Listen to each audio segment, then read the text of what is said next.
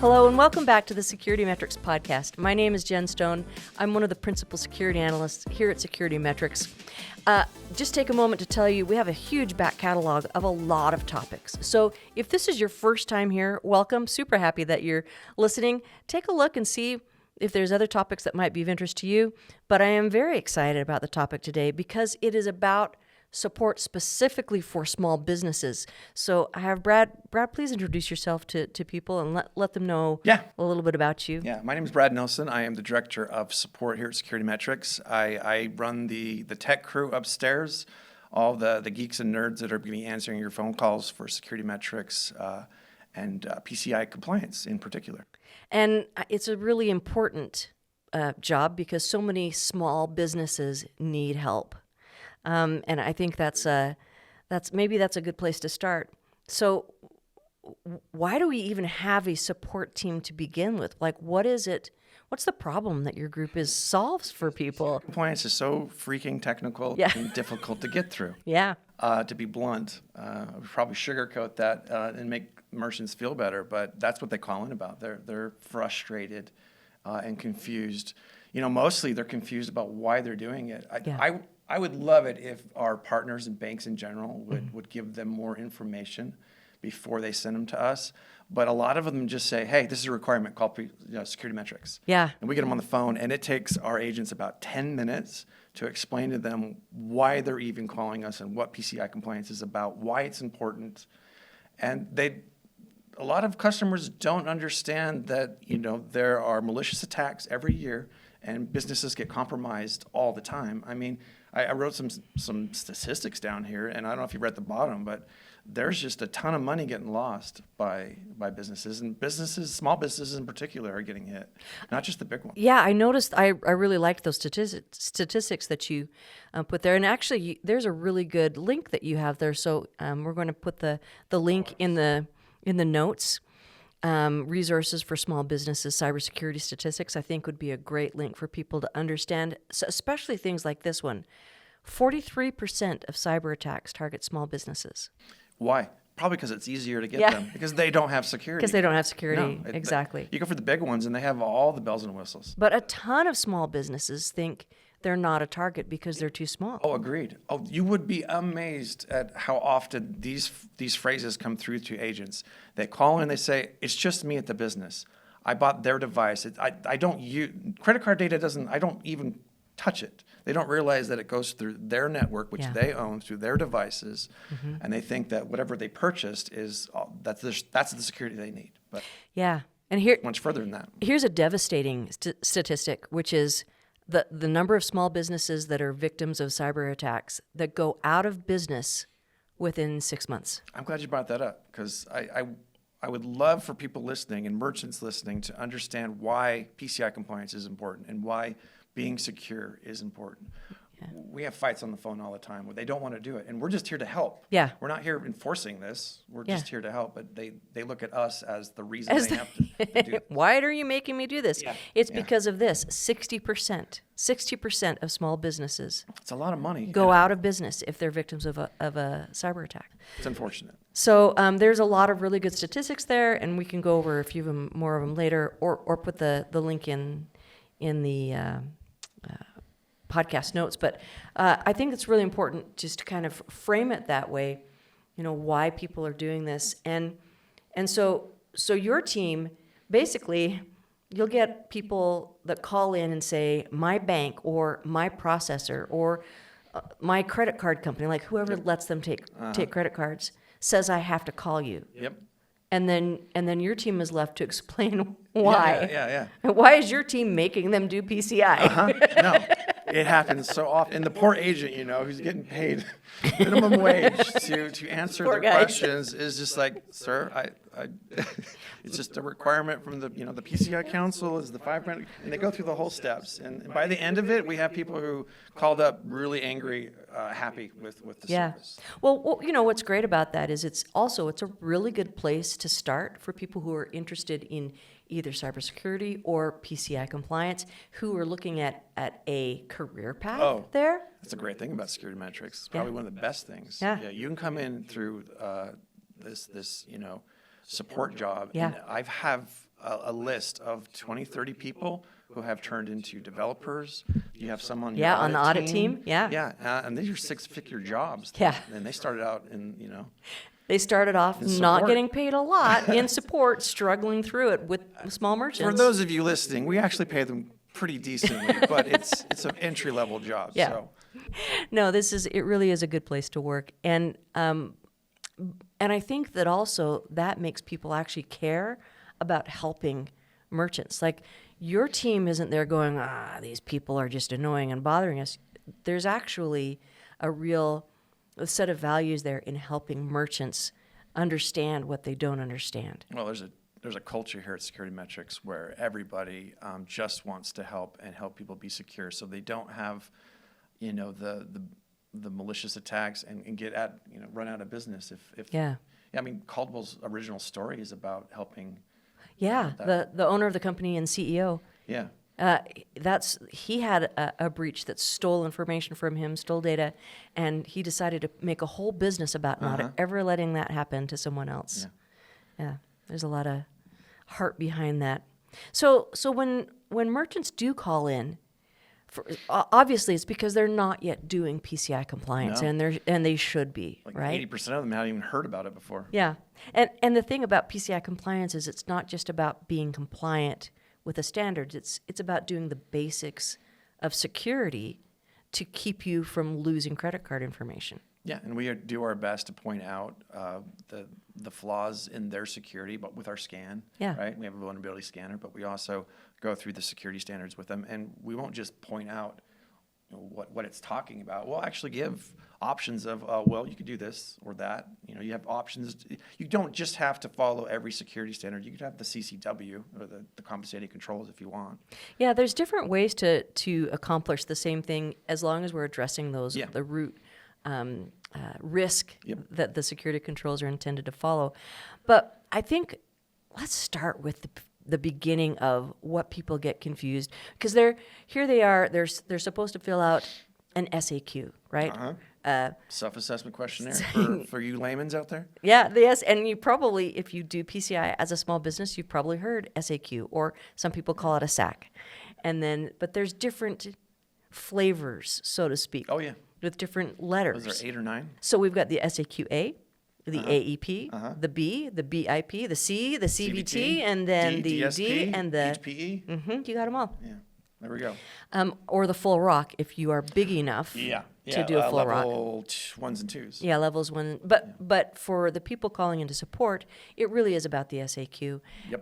And I think one of the reasons why so many groups get confused is, first of all, they don't know which SAQ to fill out.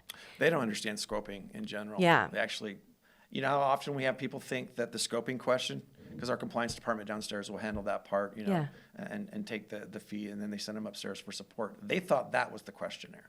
Oh, and it was just the scoping. It was just the scoping. Yeah, because it starts with, what are you protecting? People can think of it this way. What's the potential risks, what the potential threats against in your environment, the way your environment is set up? That's what the scope is. Right, so your SAQ depends on scope, depends on data flows, because there's different types of threats depending on how you take card. How much exposure data. of CC data happens on your environment? Yeah, right? Is it segmented? Is it just isolated, or is it the whole thing? Exactly. Do you have a kind of a gut feel for which type of SAQ you most get calls about? Oh, we even have data on it. A's are very common because of e-commerce. Yeah. The next would probably be a C. But you'd be amazed at how many people actually store credit card data when they don't need to. Yeah. That's actually one of my recommendations is minimize your scope. Yeah. And you don't have to do as much. Exactly. Stop storing. Like Don't we have store it. like these bed and breakfasts who call in with Ds. And it's because they put on file credit card numbers so they can do billing after the person leaves. Sorry, if you'd stop doing that. Yeah. Do it a different way. Yeah, do it a different way. Get a third party to store it for you. Yeah. Or well, you can do it on paper, I guess. Yeah. But you couldn't do it electronically. Actually, that's true. You can do it on paper and be and have a smaller scope. It's interesting because just last week, I had a consulting call And sometimes we, as auditors, we will consult with small businesses. It's not just the audit department, or excuse me, the support department, where they really want someone to walk through every question with them. And so I got to have a little bit of a kind of a view into what your team gets and the number of questions. And like you said, knowing even where to start with their questions. So they were required to use a portal supplied by a third party, not one of our portals, to satisfy.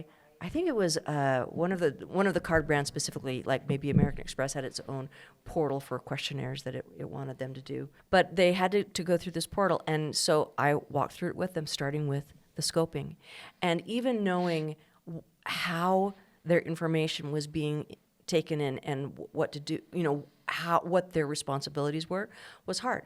And specifically, let me give you an example. They thought they were an SAQA, which means a third party takes care of all of your credit card information intake and take care of your whole website for you. You don't interact with it. You don't interact with it. Well, but it wasn't true. What they had was an iframe that intook account data, but they were responsible for the website, for the web page that was in. So that means they were not an SEQA. Well, especially with 4.0 now, that says that's they were an AEP, right? And that's, for people who are not familiar with it, you're like, what does that even mean? That's exactly the point that we're trying to make here. A new merchant's watching this. They're like, what acronyms are they throwing in out? I don't understand a word. And that happens every time someone calls into support. Exactly. And so I think the important thing about having a support team is that your crew, they know what these acronyms mean. Yeah, we train them extensively. And they can walk through the questions and explain to you what the questions. One of the most common misconceptions, which I don't mean to upset merchants, but they call in thinking we're going to answer it for them. And we have to explain, I don't know your network. You have devices and policies and procedures and things I can't see, so I can't answer it for you. I can help you understand the question, but they want us to, and they're like, hey, can't you just come over and do this? We're like, where do you live? Virginia? Okay, well, if we did that. Get on that plane. That's a few $1,000s just to get to you. And then we'd charge for the service. It's much easier if they just find a local IT specialist, especially one who specializes in PCI compliance. Because they're out there. Yeah. Spend a few $100s. It'll be easier on you than you trying to figure it out yourself. Yeah, there's a few basics. So we talked about the confusion between A and AEP, very common. Another common confusion that I see is between the BIP and the P2PE, because those are both about swiping your card in a device. Well, if you're a merchant and you have a card swiper and they're, people are using that to pay, and you say to them, is it point-to-point encrypted? They have no idea. Yeah. Why should they, right?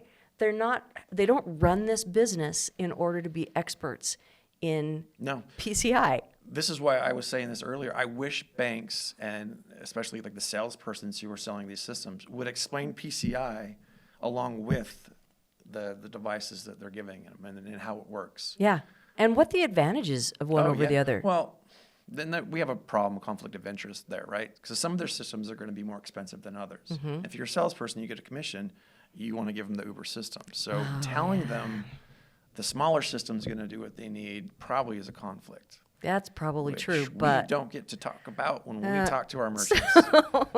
I tell people all the time, go to P2PE. Point-to-point encryption. It's easier. And it is going to be slightly more expensive. It's probably more expensive for the initial install, and it's probably more expensive per swipe. But better security, and you don't have to spend any money on that. And you have to do so much less when it comes to making your environment secure. That's why minimizing your scope is very important if you can. Yeah. There's one of the questions that we were going to talk about, which is how can we help our customers speed up their compliance? Yeah. I want to make sure we hit on that, because understanding your network, looking into what devices you're using, I'm not expecting someone to become a technical expert within a week. But if you could at least understand your business devices and maybe the processes that you're putting on paper, where you're storing those, what are you doing at your business? You learn that first and then do your SAQ, it's going to be a whole different world. Yeah. You're going to be able to answer things a lot easier and quicker. Yep, but if you don't know that from a base, and Yeah. and honestly, PCI isn't super helpful on that, because the very first of the 12 major requirements, the first one is, how do you deal with NSCs? And everybody's like, Yeah, what's an NSC? what's an and what is that? Network Right? compensating. Your network configured. yeah, your network security controls. Yeah. Yeah, because if your network is in scope, if you're not using P2PE, your network is in scope. You know, it's funny, for a while, we've just been calling that section firewall for years. Yes. But now they just changed it. They changed it to, you know why they changed it to firewall? I think is From firewall? from firewall to NSC.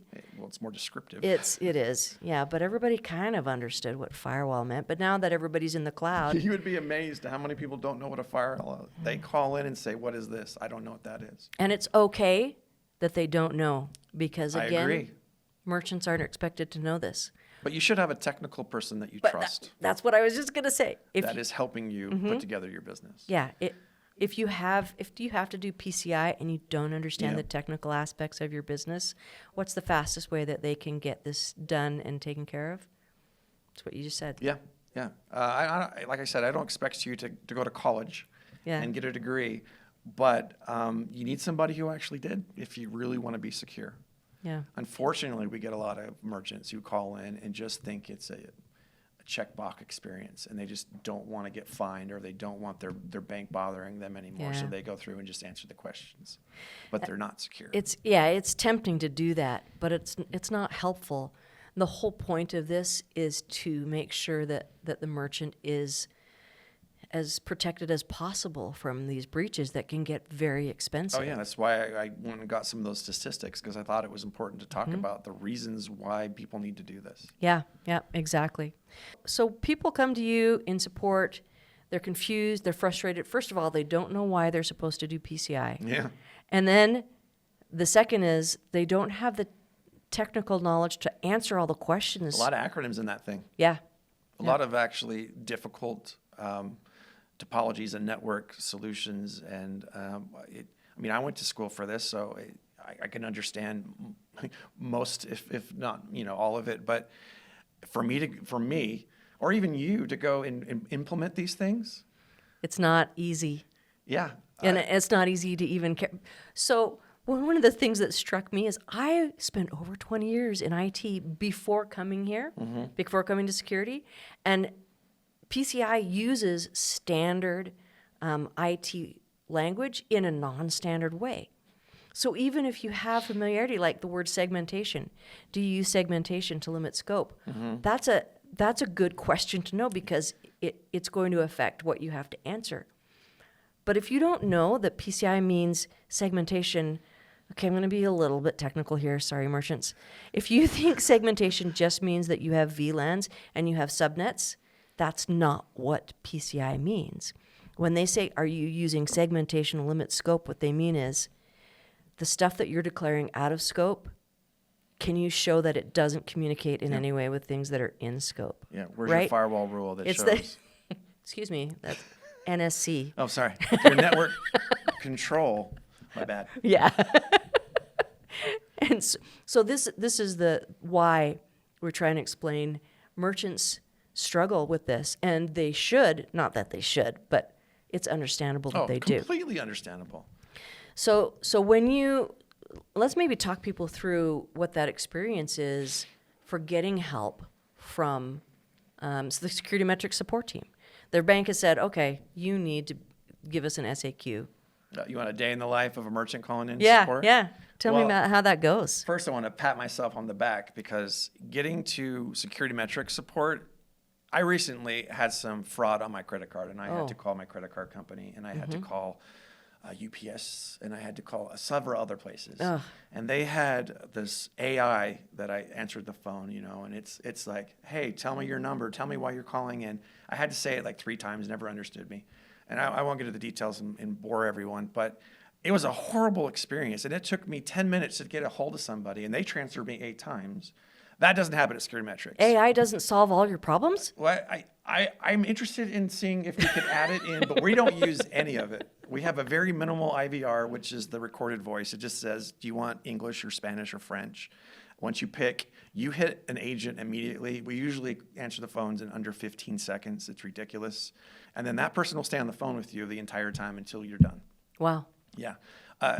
Maybe an SAQD, they may ask for a break because those are 387. Those are, I would ask for a break. Yeah, well, yeah. I mean, if you're actually going to fulfill the implementations, there's no way you should be doing it on one phone call. But if you're asking, like, what's this, you can stay on the phone for like 2 hours on an SAQD. Yeah. But, everybody else, really, they'll walk through the whole thing. And then, if you need a scan tech, they'll transfer you over to scan tech. And that happens like that, too. It's a very... we get compliments on our feedback constantly about how quick and friendly our agents are. So good. I just want everybody to know that you call into support, you're going to be taken care of, and you're going to be taken care of quickly is the point of all that. But what happens? You call in, you say you don't know what you're doing. Usually we already have your account information because we are partnered with the bank. If you're non-partnered, we still have information in the system. We'll look you up. We'll ask you to identify yourself with your merchant ID, because for security reasons, we need to make sure that we're speaking to the right people, so we're protecting information, right? So that actually, people get annoyed with it, but we have to be secure, right? Because they have to go look up their merchant ID. Yeah, they have to go look up their like, merchant ID. Why would I know this off the top of my head? You would be wouldn't. amazed. They don't even know what a merchant ID is half the time. Yeah. It surprises me, but yeah, like I said, banks They don't share a lot beforehand. Yeah. They just kind of dump it in our lap and say, figure it out, but that's what we get paid for, so that's fine. The next thing, if you've already got an account, you're already scoped. But if you're not scoped, we'll scope you, unless we have to send you down to the sales department, the compliance department.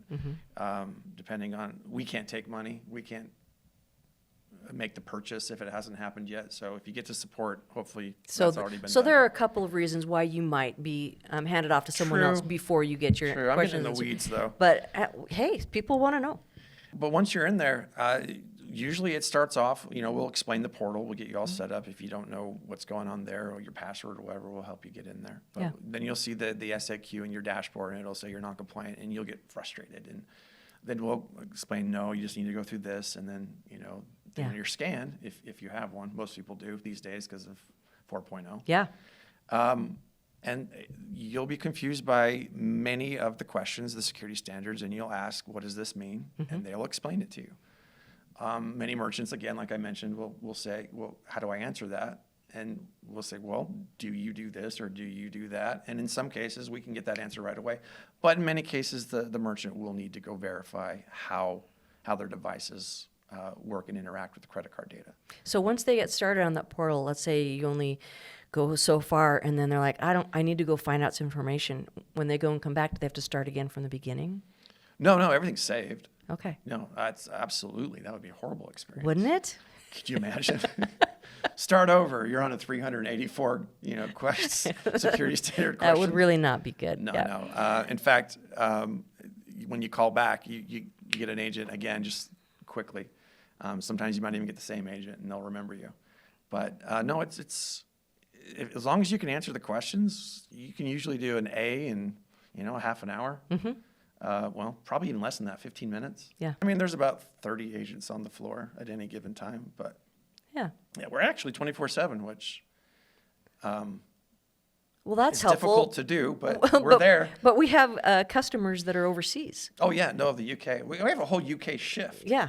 Well, so we have a well-staffed team. They have a lot of knowledge. They're able to help people all the way through. I mean, they have enough knowledge that, like you were mentioning earlier, we have had people from the support team that got transferred to become associate QSAs. You guys still are people. So we have this whole experience that and one of the parts of the experience that you mentioned a couple times was the scans. Yep. So let's talk about that. We are an ASV.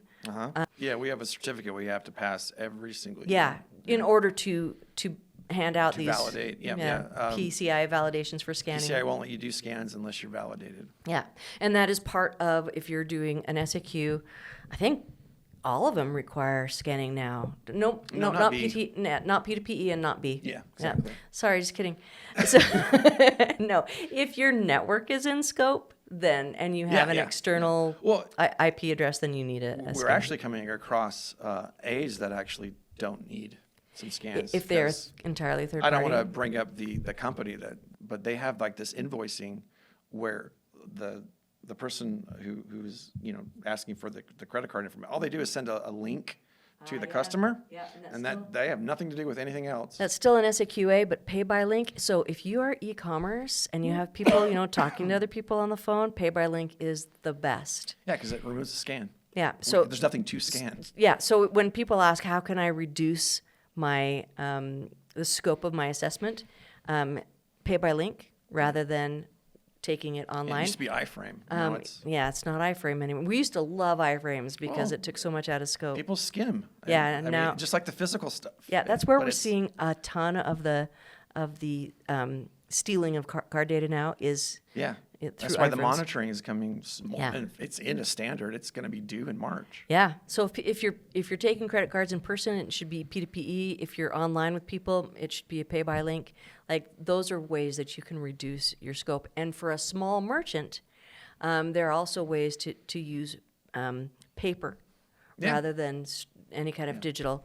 And it's you electronic storage that gets you in trouble. And honestly, if you're a merchant and you're looking to reduce scope, sometimes the support team might be able to help them. Sometimes you might pass them on and say, hey, go get 4 consulting hours from a knowledgeable QSA. It's happened. Can help people, figure out exactly how to.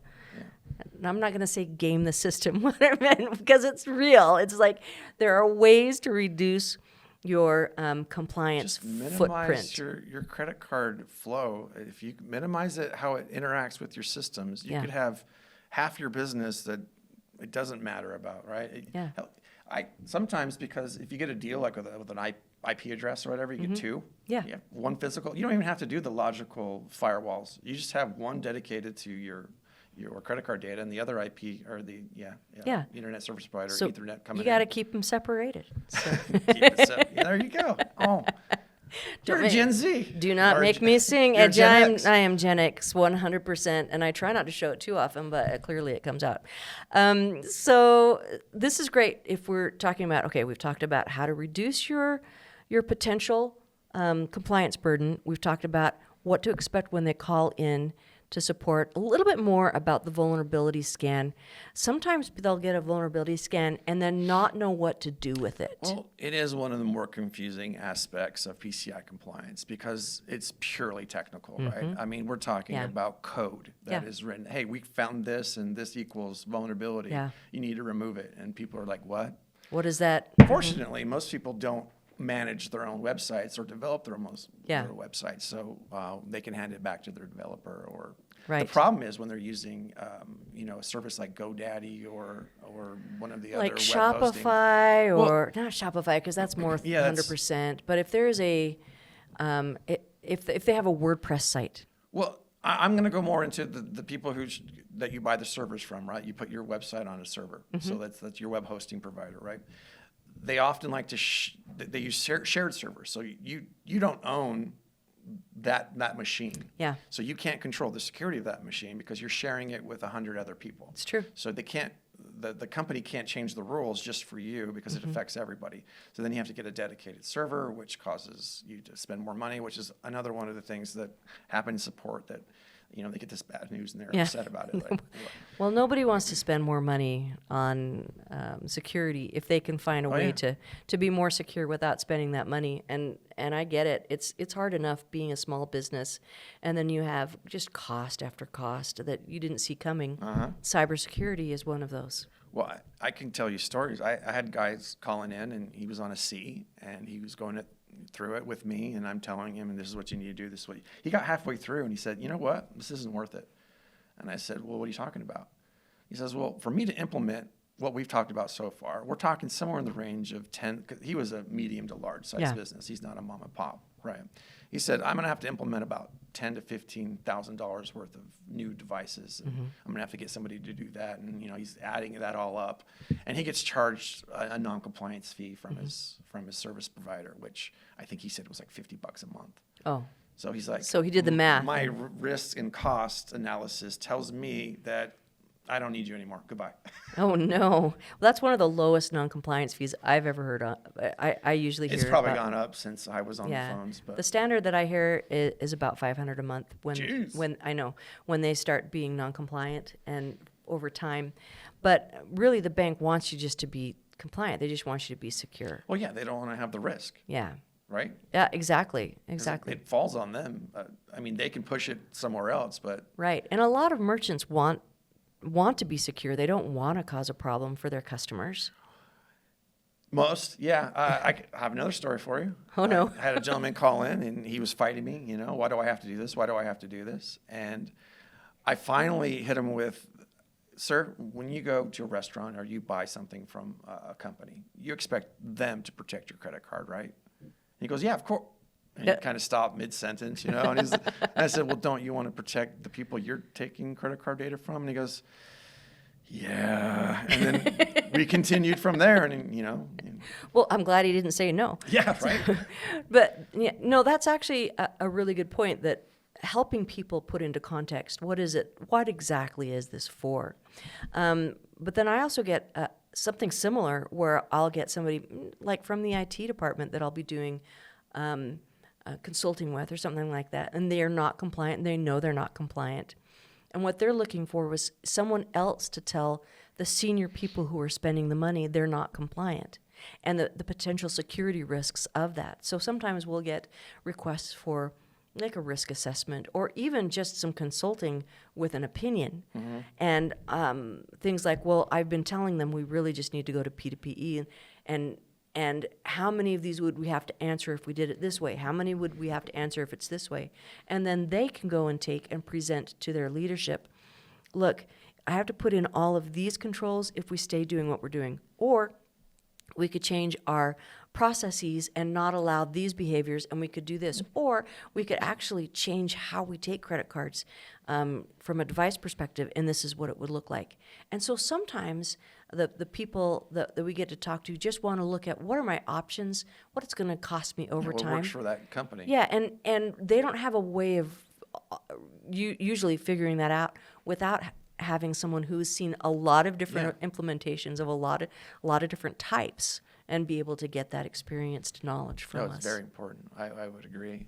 Unfortunately, most of the customers that we're talking about with me that are calling in, they're level 4s, they're mom and pops. They're small. They've only got a couple on options. I mean, we have our faster pass, the fast pass that we use, right? Yeah. One of the questions is, are you the only employee? Yeah. Because we get that often enough that we had to put it in there.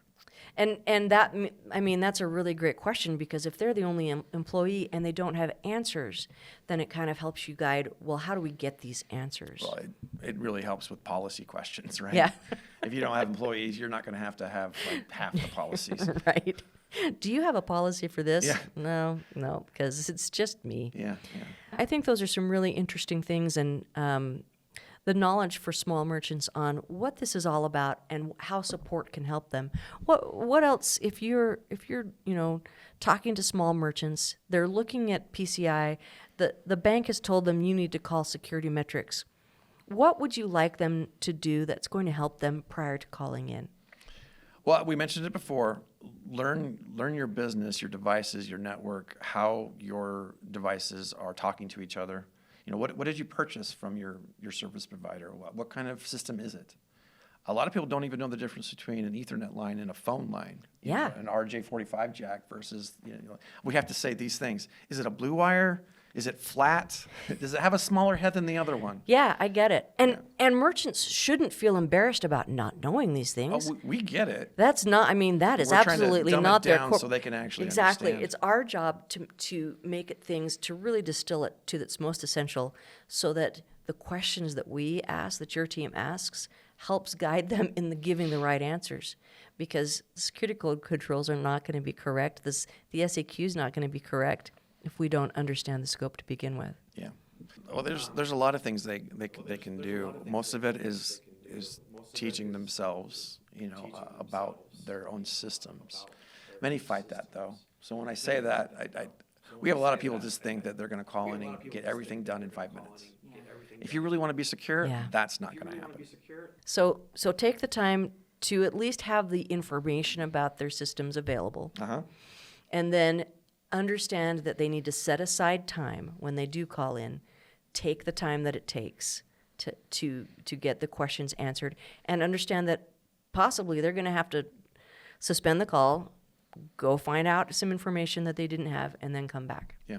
And because we answer so quickly, it shouldn't be a problem. A lot of people, they have this frustration that I have to call back because they're used to some phone. Because they're used to the experience you had with the exactly. artificial intelligence. It takes them 20 minutes to actually get back and talk. No, that's not going to happen. You're going to get somebody in 15 seconds. Yeah. This is why when I travel, I will not use the Delta chatbot because it's AI and it doesn't understand half the things. Like if I've gotten to a point where I have to ask a question, then I need a human to answer it. So I immediately spam agent or 00 on the phone. Give me a human. And the AI is yelling at me like, I can't do that. So long story short, call into SecurityMetrics and get a human. Yeah, you'll get an actual human. Well, anything that I've missed in this conversation? A lot of people ask us how our scanner works. Oh, yeah. I don't know if everybody would be interested in that. I'm interested. I can give the basic story of our scanner because people don't understand what is it doing and how does it work. Let's go over that. Okay. The scanner, it's based off of the NVD, the National Database of Vulnerabilities. Uh-huh. If you don't know what that is, go look it up. There's an actual database of all vulnerabilities. Vulnerabilities that exist that we know of in the world. It's run by NIST, which is part of the federal government. Yeah. Anyway, that scanner uses that database and those vulnerabilities, and it will scan all 65,535 ports. Oh, my goodness. Which is not the same thing as a port you plug into your router. Think of it as a logical, I like to think of it as highways of information. Mm-hmm.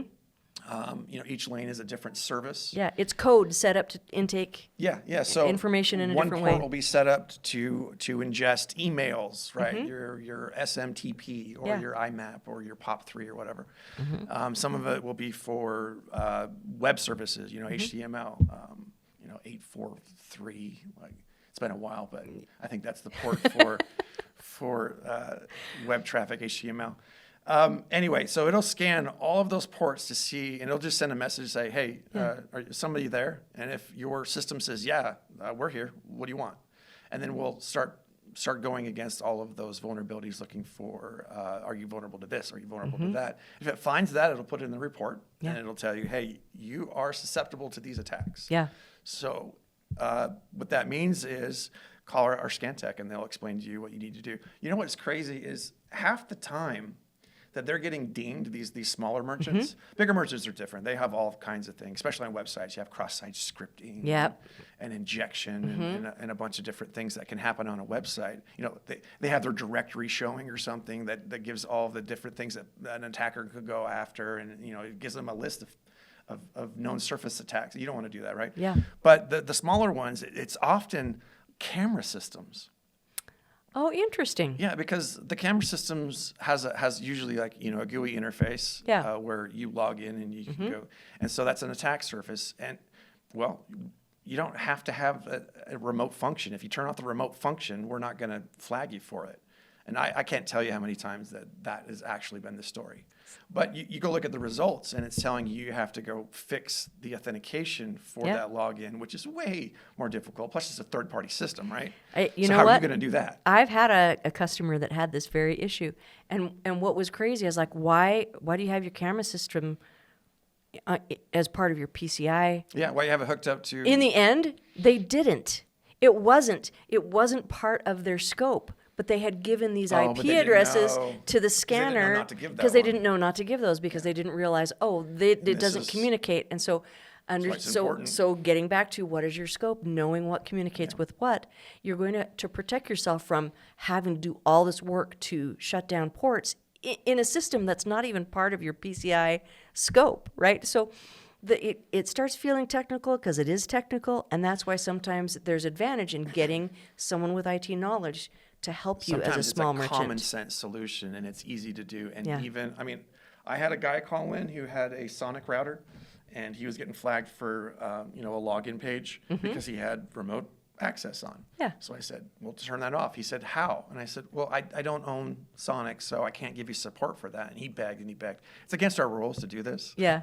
To give support. Oh, no. Yeah. You were more helpful than you were supposed to be. Well, so I go, hey, look, every router has a LAN and a WAN. Okay. You just turn off the WAN, the wide area network. And so the LAN, you can only hook up if you're inside the network. Yeah. So if you turn off the WAN, this will no longer flag. And he goes, okay, let me do that. So he says he did it. And I go, okay. And then he stops me and he goes, hang on a second. I just lost alt network. I don't. He had turned off everything. Oh, no. Yeah. Well, you can't turn off everything because then it's not going to communicate. Log back in. Oh, dear. So I was terrified. I thought he bricked it. I had to show him the reset button underneath the router, which is another thing I'm not supposed to be doing. So giving them too much support can actually be a problem. You are a cowboy for sure. My favorite, out there being overly helpful. Yeah. I don't know. My favorite story is a guy called in and he had a camera system that was causing him to fail. And he said he was absolutely secure. He knew more than I did. So I needed to just remove it from the scan, right? Okay. Very, very obstinate gentleman who owned some kind of fish store, aquariums and whatnot. So as he was talking and berating me for not understanding his situation, I said, hey, do I have permission to get into your network if I can? And he said, yeah, go ahead. You will not be able to. So I went and I looked up the camera system, which it pops up by just going into the browser and typing in his port that he was using, right? So I get in, I look at the page, I see what camera he's using. I go look up default passwords, the default passwords, which are listed right on the internet. And almost everything, actually, almost everything, the defaults are listed on the internet. Listed. So I used the default password. I got in, and it happened to be one of those cameras that moves. And I took control of it, and I started scanning the area. And I'm right above him and right above the cash register. Oh, no. And he's wearing a blue plaid shirt. And I said, sir, are you wearing a blue plaid shirt? And he said, what? What are you talking about? How did you know that? And I said, look up. And then I made the camera do this. Did this make him mad, or did it help him understand that he needed to In follow the you? end, he was actually quite satisfied with his support, and he realized he needed to. But we don't want the bad guys to do that, right? No. That's the whole thing, is that the knowledge that you have and the knowledge that your team has can help people be more secure, not get themselves into problems that we see a lot in small businesses. And so, and I think that's one of the biggest misconceptions about PCI that people have. They think it's, like you said earlier, they think it's just tech box, and they think it's just a big hassle that their bank is requiring from them, not understanding that these are the basics, that if you put these basics in place, then we have seen over and over again that this gives you a measure of protection and security. Yeah, you're touching on. Unfortunately, we get a lot of people calling in saying that this whole system is a scam. It's just a way to get more money from merchants. And unfortunately, I sympathize. Yeah. I know it's difficult, and I know there's non-compliance fees depending on which process you're going with. But in the end, protecting the credit card data and protecting your customers' credit card, you could ruin your whole company with a bad reputation if you get pointed out as the person who lost, 10,000 credit cards. Target lost, 5 million 8 years ago? Yeah. What was it? Well, which time? Good point. Good point. So I guess long story short is that we're not here to try and make merchants' lives harder or cost them more money.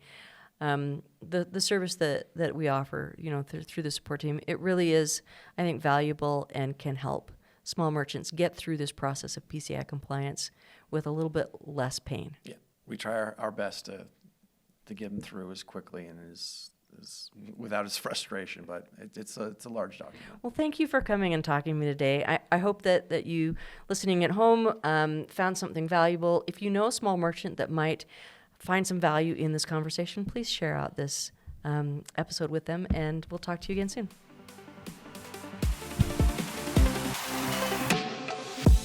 Thanks for watching.